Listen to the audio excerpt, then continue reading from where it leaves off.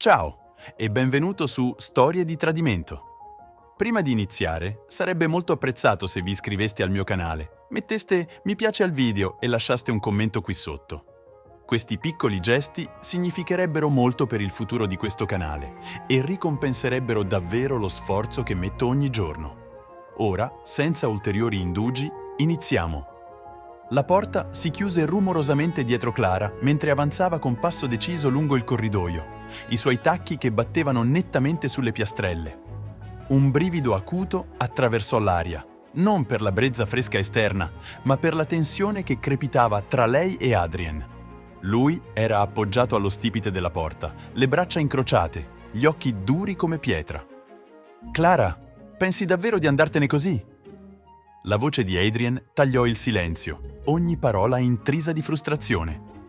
Clara Ghigli lanciò un sorriso freddo, fermandosi appena mentre applicava un nuovo strato di rossetto cremisi allo specchio. «Adrien, ne abbiamo già parlato. Me ne vado. E non c'è niente che tu possa fare per fermarmi». Il suo tono era neutro, privo di qualsiasi senso di colpa o esitazione. Adrien fece un passo avanti, i pugni stretti ai lati. «E pensi che starò a guardare mentre te ne vai in giro con quel tipo?» «Il suo nome è Trevor», lo corresse, sistemando alla perfezione il suo vestito. «E sì, lo penso, perché ti conosco, Adrien. Non hai il coraggio di allontanarti da me, e sappiamo entrambi cosa succede se ci provi». La mascella di Adrien si irrigidì. «Pensi che io abbia paura di te, Clara? Pensi che non presenterò le carte del divorzio?» La sua risata riempì la stanza, gelida e sprezzante. «Non lo farai, perché sai che mi prenderò la casa, i bambini, tutto. Sarai bloccato a pagare per tutto mentre io vivrò la mia vita. E sai una cosa? Non ti lascerò nemmeno vedere Oliver e Sophie senza farti pagare ogni secondo». Il respiro di Adrien si spezzò, ma si costrinse a mantenere la voce ferma. «E come pensi che si sentiranno quando scopriranno quello che stai facendo? Quando realizzeranno che sei disposta a distruggere le loro vite per una scappatella?» L'espressione di Clara non cambiò. Se possibile, sembrava annoiata. «Adrien, non giochiamo al gioco della moralità. Puoi provare a farmi sentire in colpa quanto vuoi, ma so come finisce. Lo accetterai, perché non hai altra scelta. E quando tornerò stasera, parleremo da adulti di come funzionerà questo accordo». Ghigli voltò le spalle, ma la voce di Adrien la fermò di colpo. «Se esci da quella porta, non aspettarti di trovarmi qui quando torni, Clara». Si fermò per un secondo, guardando indietro sopra la spalla con un ghigno. «Oh, Adrien, sarai qui. Sei troppo debole per andartene». Con ciò, uscì, lasciando Adrien solo nel freddo silenzio della stanza. Ma mentre la porta si chiudeva con un click, gli occhi di Adrien bruciavano con qualcosa di nuovo. Determinazione. Infilò la mano in tasca, tirando fuori il telefono e compose un numero che non pensava avrebbe mai più usato. Adrien attese, il telefono premuto all'orecchio. Ogni squillo sembrava un conto alla rovescia. Finalmente una voce rispose, roca e familiare. «Adrien, è passato un po' di tempo». «Sì, Gabe, è vero. Ho bisogno del tuo aiuto e non te lo chiedo come amico. Te lo chiedo come qualcuno che non ha più opzioni». La voce di Adrien era bassa, ogni parola intrisa di urgenza. Una pausa indugiò dall'altra parte. Gabe era una di quelle persone che raramente si coinvolgevano a meno che non ci fosse qualcosa di serio in gioco. «Cos'è successo?» Adrien guardò intorno al soggiorno vuoto, la quiete della casa improvvisamente soffocante. «Clara sta distruggendo tutto. Ha questo nuovo tipo, Trevor. Non mi interessa di lui, ma sta parlando di portare via i bambini, usandoli come leva. Devo proteggerli, Gabe. Non posso permetterle di distruggere le loro vite solo perché ha perso la testa». La voce di Gabe si indurì. «Sai cosa mi stai chiedendo di fare, vero? Ricordi cosa è successo l'ultima volta che ci siamo coinvolti in qualcosa del genere?» Adrien prese un respiro, stabilizzandosi. Ricordi di anni passati gli lampeggiavano nella mente. Notti in luoghi che preferirebbe dimenticare, uomini che preferirebbe non ricordare. Ma questa volta era diverso. «Lo so, ma non sto cercando niente di illegale. Aiutami solo a tenere d'occhio le cose. Ho bisogno di sapere cosa sta pianificando, con chi sta parlando. Hai ancora quei contatti?» «Sì, ma potrebbe diventare incasinato. Davvero incasinato, rispose Gabe con tono cauto. Se Clara lo scopre, non lo farà. E anche se lo fa, non mi interessa più.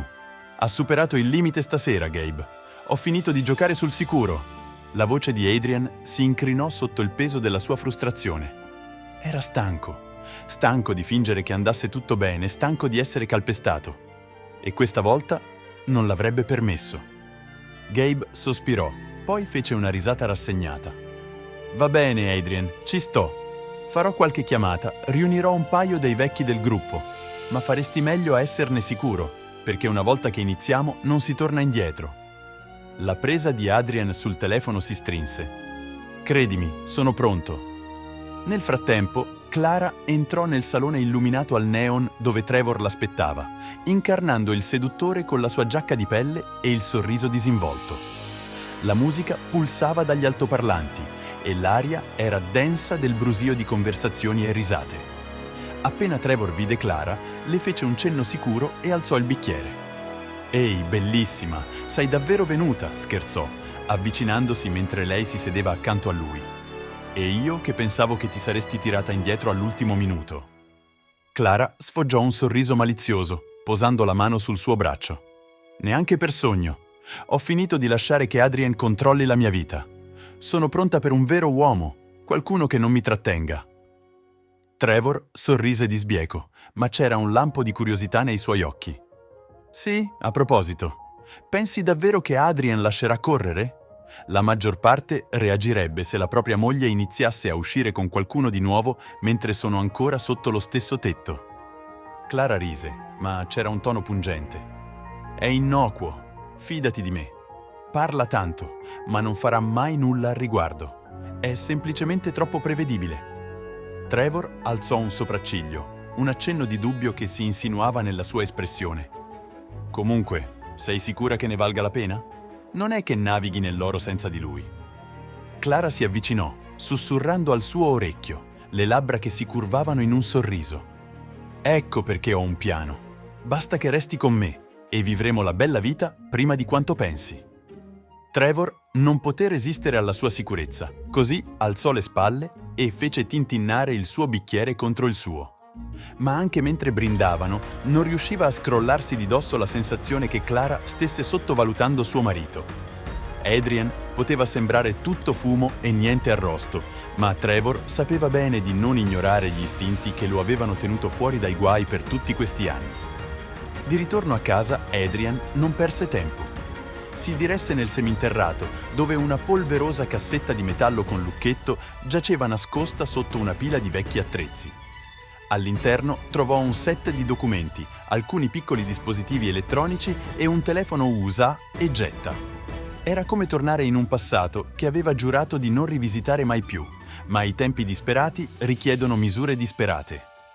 Compose un numero sul telefono USA e getta, e squillò solo una volta prima che una voce familiare rispondesse. «Adrien, qual è la situazione?» Era Marcus, un altro vecchio contatto che ora lavorava come specialista di sicurezza. «Marcus, ho bisogno di tecnologia, qualcosa per monitorare le sue telefonate, magari un paio di localizzatori. Sai, solo per tenere d'occhio i movimenti di Clara e con chi sta parlando».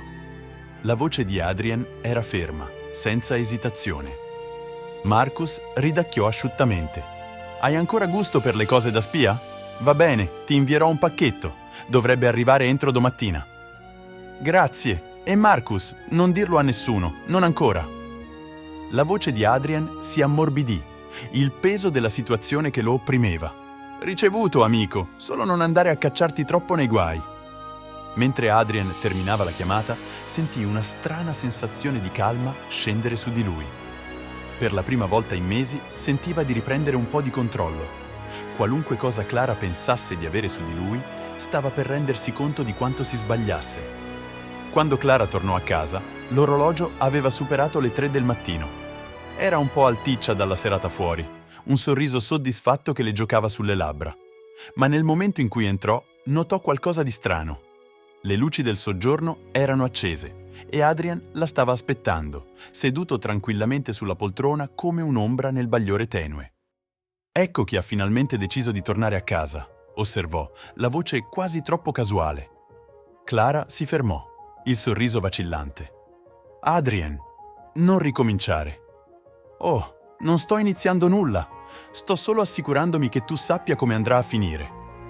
Si alzò, gli occhi fissi nei suoi. Pensavi che mi sarei fatto da parte, ma ti sbagli. Ho finito di lasciarti camminare su di me. Lei alzò un sopracciglio, ma vide un lampo di incertezza nella sua espressione.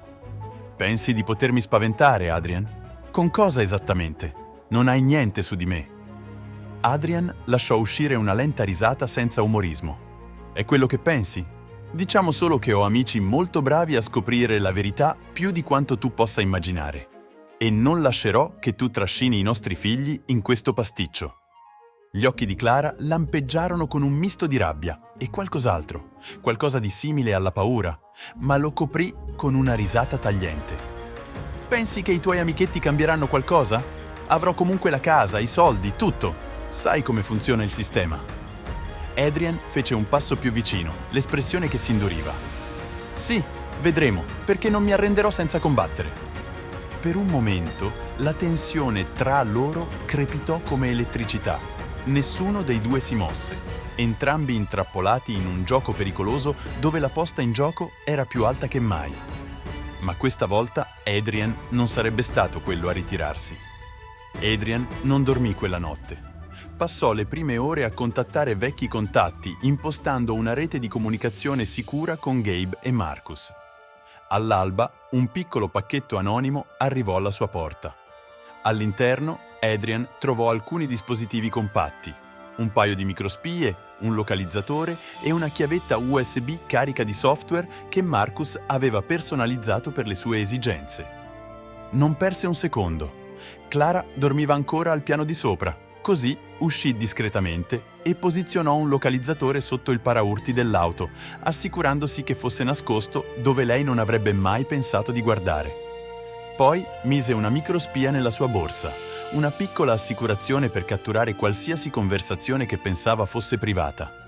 Adrien tornò in casa, sistemandosi nel suo improvvisato centro di comando nel seminterrato. Accese il software, collegando i dispositivi, e subito sentì un crepitio di statico trasformarsi nel leggero brusio delle conversazioni telefoniche di Clara. Espirò, preparandosi a qualunque cosa potesse scoprire. Nel frattempo, la mattina di Clara iniziò con una fastidiosa sensazione di inquietudine. Il nuovo atteggiamento di Adrien la turbava più di quanto avrebbe mai ammesso, ma seppellì quel sentimento mentre andava avanti con la giornata. Portò i bambini a scuola, li baciò sulla guancia come se tutto fosse normale, poi si diresse veloce a incontrare Trevor al caffè vicino al suo lavoro. Arrivò per trovare Trevor già in attesa, che mescolava una tazza di caffè. Mentre si sedeva di fronte a lui, notò la tensione nei suoi occhi. «Mattinata difficile?» chiese, alzando un sopracciglio. Clara forzò un sorriso, spostando una ciocca di capelli dietro l'orecchio. «È Adrien. Si comporta in modo diverso, più sicuro di sé. È come se sapesse qualcosa che io non so». Trevor si inclinò in avanti, abbassando la voce. «Forse lo sa. Sei sicura che non abbia scoperto cosa stai pianificando?» Lei agitò una mano in modo sprezzante. «Sta solo cercando di fare il duro. Non ha il coraggio di fare realmente qualcosa». Ma mentre pronunciava quelle parole, un dubbio le attraversò il viso e Trevor lo notò. Prese un sorso di caffè osservandola attentamente. «Forse è il momento di essere prudenti. Non vuoi che diventi troppo sospettoso». Clara alzò gli occhi al cielo, anche se il suo sorriso era teso. «Rilassati, Trev. Ho tutto sotto controllo». Nel seminterrato, Adrien ascoltava, serrando la mascella mentre sentiva ogni parola. La mente correva tra le possibilità, ma si costrinse a restare concentrato. Se avesse agito troppo presto, avrebbe rischiato di allertare Clara. Così, invece, lasciò che parlassero, assorbendo ogni dettaglio. Scoprì che Trevor era più di una semplice avventura. Era un partner nel piano di Clara. Stavano discutendo di finanze, modi per tagliare fuori Adrien completamente. Non poté fare a meno di sentire un'ondata di rabbia, ma la inghiottì, concentrandosi sul lungo termine. Questa volta Clara non lo avrebbe visto arrivare. La sera successiva, Adrien chiamò Gabe, la voce tesa per la tensione. Sta pianificando qualcosa di grosso, Gabe. Ha questo tizio, Trevor, e stanno complottando per portarmi via tutto. Stanno persino guardando a conti offshore. Gabe fece un fischio basso. È serio, Adrian. Devi contrastare questo prima che ti tagli fuori da tutto. Lo so. Ecco perché ho bisogno del tuo aiuto per qualcosa di più diretto. Dobbiamo metterle pressione, farla riflettere 2 volte prima di fare una mossa. Gabe esitò. A cosa stai pensando? Adrian guardò la vecchia mappa appesa al muro del seminterrato, un relitto del suo passato che improvvisamente sembrava fin troppo rilevante. Ricordi quella casa sicura fuori città, quella che usavamo quando le cose si facevano troppo calde all'estero? Sì, la ricordo. Stai pensando di nascondere lì i bambini? Adrian annuì, anche se Gabe non poteva vederlo. Solo per qualche giorno, finché non potrò capire il prossimo passo. Non mi fido di lei e non mi fido che Trevor tenga il naso fuori dai nostri affari. Gabe rimase in silenzio per un momento. Poi parlò con una risoluzione cupa. Va bene, Adrian, farò le disposizioni. Ma se stai imboccando questa strada, faresti meglio a essere pronto per qualunque cosa succeda. La voce di Adrian si indurì. Lo sono, e non lascerò che Clara vinca. 2 giorni dopo, tutto era in movimento. Adrian prese Oliver e Sophie da scuola in anticipo, dicendo al preside che c'era un'emergenza familiare. Li caricò nel suo SUV, forzando un sorriso mentre parlava loro di un'avventura a sorpresa. Raggiunsero la casa sicura al calar della notte, una baita isolata immersa nel bosco. I bambini erano eccitati, pensando fosse una sorta di vacanza. Adrian giocò il gioco, mettendo su un film per loro mentre usciva per incontrare Gabe, che era arrivato con una piccola squadra. Gabe incrociò le braccia, guardando la baita. Bel posto. Quanto pensi di tenerli qui? Solo finché non avrò abbastanza leva su Clara. Voglio che provi cosa significa perdere il controllo, rispose Adrian, gli occhi che si indurivano. Pensa di poter distruggere le nostre vite, ma non le darò quella possibilità. Gabe annuì, ma sembrava a disagio.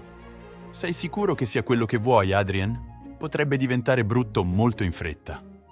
Adrian prese un respiro profondo, fissando l'oscurità del bosco. È già brutto, Gabe. Sto solo cercando di sopravvivere. Nel frattempo, Clara era seduta in cucina, scorrendo il telefono e diventando sempre più ansiosa. Erano quasi le 10 di sera e non aveva sentito Adrian per tutto il giorno. I bambini non erano tornati da scuola e la sua auto non era nel vialetto. Provò a chiamare il suo cellulare, ma andava direttamente alla segreteria. Un nodo acuto di paura le attanagliò lo stomaco. Prese di nuovo il telefono e chiamò sua madre, la voce tesa di panico. «Mamma, penso che qualcosa non va. Adrian ha preso i bambini e non risponde alle mie chiamate». La voce di sua madre crepitò dall'altro capo, piena di preoccupazione. «Clara, cosa intendi che ha preso i bambini? Sei sicura che non stia solo cercando di spaventarti?» Clara digrignò i denti. «Non lo so, ma non ha mai fatto qualcosa del genere prima. Non so dove sia e non posso perdere Oliver e Sophie, non così». Sua madre esitò, poi offrì gentilmente. «Potresti dover coinvolgere la polizia, cara, se li ha davvero presi». Clara deglutì, la mente che correva. Non era ancora pronta per quello. Chiamare la polizia avrebbe significato perdere il controllo e non poteva permetterselo, non quando aveva ancora un piano. «No», rispose rapidamente. «Non ancora. Gestirò io la cosa. Devo solo scoprire dove li sta nascondendo». Dopo aver terminato la chiamata, Clara afferrò la borsa e si diresse verso la porta. Ma mentre usciva, non notò l'ombra che si allontanava alla vista dall'altra parte della strada, uno degli uomini di Gabe che teneva d'occhio ogni suo movimento. Quella stessa notte, alla baita, Adrian era seduto sul portico, il telefono in mano. Chiamò Marcus, che rispose al secondo squillo. «Hai ottenuto qualcosa da quella microspia?» chiese Adrian, la voce bassa. «Oh, ho ottenuto parecchio», rispose Marcus con una risatina cupa. «Clara sta impazzendo cercando di trovarti. Ha chiamato quel Trevor 3 volte ed è sicuramente intenzionata a andare dalla polizia». Adrian annuì tra sé, una cupa soddisfazione che si faceva strada. «Bene, continua a monitorare. Se fa qualche mossa, devo saperlo per primo». «Ricevuto. Ma Adrien, fai attenzione. Se spingi troppo, potrebbe reagire. Gli occhi di Adrien brillarono nell'oscurità. Che lo faccia. Questa volta sono pronto a qualunque cosa abbia in serbo. Il giorno successivo, Clara incontrò Trevor in un bar malandato alla periferia della città, il viso teso per lo stress. Gli afferrò il braccio, la voce disperata. Adrien è impazzito, Trevor. Ha preso i bambini da qualche parte e non riesco a trovarli. Dobbiamo riprenderli o tutto ciò che abbiamo pianificato andrà in pezzi. Trevor aggrottò la fronte, tirandola in un angolo appartato. Possiamo risolverlo, ma devi restare calma. Se vai nel panico, farai degli errori. Clara si morse il labbro, gli occhi che lampeggiavano di frustrazione. Non abbiamo tempo per la calma. Dobbiamo trovarli prima che faccia qualcosa di drastico. Ma mentre parlava, notò qualcosa. Un piccolo punto nero sul bordo della sua borsa, appena visibile contro la fodera. Il cuore le saltò un battito e rapidamente girò le spalle a Trevor, fingendo di rovistare nella borsa. «Cosa c'è che non va?» chiese Trevor, percependo il cambiamento nel suo comportamento. Clara forzò un sorriso teso. «Niente, devo solo usare il bagno». Si allontanò, la mente che correva. Si chiuse in un bagno, staccò la microspia dalla borsa e la schiacciò sotto il tacco, una feroce determinazione che le induriva i lineamenti. «Quindi, Adrien, vuoi giocare sporco?» mormorò a se stessa. «Bene, vediamo come te la cavi quando inizio a giocare anch'io». Clara uscì furiosa dal bar, la mente in subbuglio. Aveva sottovalutato Adrien e ora era alle strette. Ma non era disposta a arrendersi. Chiamò Trevor ordinandogli di incontrarla a casa. Dovevano pianificare i prossimi passi e in fretta. Trevor si presentò un'ora dopo, ma l'atmosfera era tesa. La rabbia di Clara era palpabile e Trevor era sulle spine, incerto su quanto lontano potessero spingersi le cose. Passeggiavano nel soggiorno, le luci soffuse mentre Clara inveiva contro il cambiamento improvviso di Adrien. «Dobbiamo trovarlo, Trevor. Se pensa di poter nascondere i bambini da me, si sbaglia di grosso», sibilò, le unghie che scavavano nei palmi delle mani. Trevor alzò le mani, cercando di mantenere la pace. Va bene, non facciamo nulla di avventato. Forse possiamo esaminare le sue finanze, vedere se ha fatto prelievi improvvisi o ha affittato un posto. Conosco un tizio che può aiutarci a tracciare i suoi movimenti». Gli occhi di Clara si illuminarono con un lampo di speranza. «Fallo! Qualunque cosa serva, trovali». Alla baita, il telefono di Adrien vibrò con un avviso da Marcus. Clara aveva scoperto la microspia, ma non si arrendeva. Adrien digrignò i denti, sapendo che era solo questione di tempo prima che tentasse qualcosa di drastico. Controllò i bambini, che giocavano con alcuni giochi da tavolo che Gabe aveva portato. Forzò un sorriso per loro, poi uscì per riflettere. Gabe lo raggiunse sul portico, porgendogli una tazza di caffè. «Non mollerà, vero?» Adrien scosse la testa, guardando il bosco. «No, ma non sa cosa abbiamo pianificato. Voglio che capisca fino a che punto mi ha spinto». Gabe prese un sorso, guardandolo di lato. «E sei pronto per questo? Per qualunque cosa succeda?» Adrien guardò indietro alla baita, da dove le risate dei suoi figli si diffondevano attraverso la finestra aperta. «Devo esserlo. Per loro». Clara e Trevor, nella loro ricerca di Adrien, si rivolsero a un investigatore privato specializzato nel trovare persone che non volevano essere trovate. Ma ogni passo che facevano, Adrien lo prevedeva, grazie alle informazioni che la squadra di Gabe gli forniva.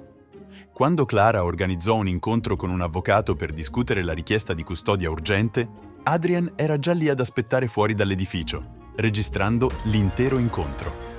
Inviò le riprese a Marcus, che hackerò i registri finanziari di Trevor. Nel giro di poche ore, Adrien aveva tutto ciò di cui aveva bisogno: prove di trasferimenti di denaro sospetti e email tra Clara e Trevor che discutevano i loro piani per tagliarlo fuori. Inviò i file al telefono di Clara con un semplice messaggio: «Vuoi giocare sporco? Ecco la mia mano». Clara si immobilizzò quando ricevette il messaggio, il cuore che batteva forte mentre apriva i file. Il volto le si scolorì quando si rese conto di quanto a fondo Adrien avesse ribaltato la situazione. Si voltò verso Trevor, le mani che tremavano. «Sa tutto. Ha le prove. Ci rovinerà. Il volto di Trevor si indurì, la tensione tra loro che esplodeva. Mi hai trascinato in questo, Clara. Se avessi mantenuto il controllo, nulla di tutto questo sarebbe successo. Alla baita, Adrien ricevette una chiamata da Clara. Rispose, mantenendo la voce fredda e ferma. Hai ricevuto il mio messaggio, vedo. La voce di Clara tremava, la rabbia appena contenuta. Adrien, non puoi farlo. Possiamo trovare un accordo. Restituiscimi i bambini e prenderemo strade separate. Non devi fare questo. Adrien lasciò uscire una risata amara. Dopo tutto quello che hai fatto, pensi che ti consegni i bambini e ti lasci andare? No, Clara, è finita. Ho presentato la richiesta di custodia totale, non li vedrai più. Pensi che lo permetterò? Scattò lei, ma c'era disperazione nella sua voce ora. Non hai scelta, rispose Adrien. Ho le prove di tutto. Il denaro, le bugie, le relazioni. Non sarò io a perdere questa battaglia. Terminò la chiamata gettando il telefono da parte. Dentro, i bambini lo aspettavano, ignari della battaglia che infuriava intorno a loro. Adrien si unì a loro, abbracciandoli stretti. Sapeva che questa non era la fine, ma solo un nuovo inizio, ma questa volta aveva finalmente il controllo. Giorni dopo, Adrien ricevette la notizia che aspettava. Il tribunale Gilly aveva concesso la custodia temporanea in attesa di un'indagine sulle azioni di Clara. Non poté fare a meno di sentire un'ondata di sollievo, anche se sapeva che la vera battaglia era tutt'altro che finita. Clara, di fronte alla realtà di perdere tutto, tentò un ultimo disperato gesto. Chiamò la polizia sostenendo che Adrien aveva rapito i bambini. Ma quando gli agenti si presentarono alla baita, Adrien era pronto. Consegnò i documenti legali che dimostravano che aveva tutto il diritto di proteggere i suoi figli. Le accuse di Clara crollarono sotto il peso delle sue prove e gli agenti se ne andarono con un avvertimento per lei di stare lontana. Clara stava sul bordo del bosco, osservando mentre Adrien guidava i bambini di nuovo nella baita, il suo braccio protettivo sulle loro spalle. La sua rabbia si trasformò in lacrime amare, mentre si rendeva conto di aver perso. Adrien non era più l'uomo che poteva manipolare, e ora non le restava che le macerie dei suoi stessi schemi. Trevor, non volendo essere trascinato ulteriormente nella sua vita in rovina, tagliò i ponti e lasciò la città senza una parola. Non aveva intenzione di restare per assistere alle conseguenze. Mesi dopo, Adrien e i bambini si stabilirono in una nuova vita. Il passato non era dimenticato, ma era alle spalle. Non aveva mai chiesto questa battaglia, ma l'aveva combattuta per le ragioni giuste, per i suoi figli, per il loro futuro. E mentre li guardava ridere e giocare nel cortile della loro nuova casa, sapeva che ne era valsa la pena ogni momento. Clara, d'altra parte, affrontava un futuro diverso, uno senza il controllo che pensava di avere, uno in cui doveva affrontare le conseguenze delle sue azioni. Potrebbe aver perso il gioco che aveva iniziato, ma Adrien non avrebbe mai dimenticato il prezzo che tutti avevano pagato lungo la strada. E per una volta, Adrien non si voltò indietro. Cosa faresti se scoprissi che la persona di cui ti fidavi di più sta cercando di distruggere la tua vita? Lascia la tua opinione nei commenti qui sotto. Se questa storia ti ha tenuto col fiato sospeso, metti un like e iscriviti al nostro canale per non perdere altre incredibili vicende come queste.